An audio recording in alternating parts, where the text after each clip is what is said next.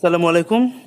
তো বন্ধুরা, আজকের আলোচনার বিষয় হলো উইলিয়াম বাটলার ইয়েটসের অন্যতম একটি কবিতার সারাংশ, দ্য জাইরেস।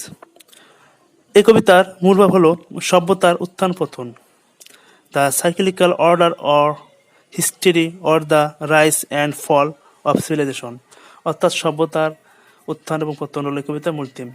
ইয়েটসের মতবাদ অনুসারে বর্তমান এজ হলো প্রচণ্ড রক্তপাত, বিশৃঙ্খলা, ধ্বংসের ইত্যাদির দুঃস্বপ্নের। কবি বর্তমান ও 3 বছর আগের যে সময়ের কথা, ইতিহাস এবং বর্তমানের ফিজিক্যাল অ্যান্ড মোরাল যে ডাউনফল এর সাথে তুলনা করেছেন। কবিকে দেখা যায় তিনি ভবিষ্যৎ নিয়ে আশাবাদী এবং তাই তিনি ইতিহাস, দর্শন ইত্যাদির মধ্যে তার অনুভূতি, আবেগের মূল্য, ভালোবাসা নতুন করে পুনর্জীবিত করছেন বা করতে চান।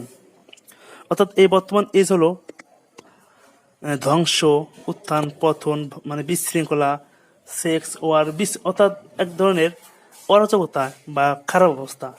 তাই তিনি এই নতুন করে বাঁচতে, নতুনভাবে নতুন কিছু আবিষ্কার করতে চান।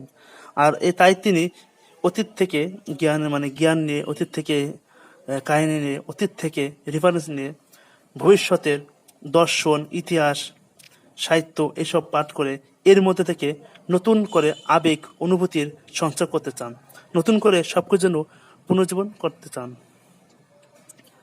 তো এই উত্থান পতন বা মানুষের যে সভ্যতার যে এক ধরনের হতাশা, ধ্বংস লীলা, যা মানুষের জীবনকে প্রভাবিত করতেছে।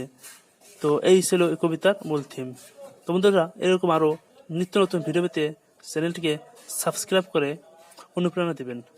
আপনাদের একটা লাইক, কমেন্ট, সাবস্ক্রাইব আমাদের জন্য বিশাল অনুপ্রেরণা। তো বন্ধুরা, সবাই ভালো থাকবেন, সুস্থ থাকবেন। আল্লাহ হাফিজ।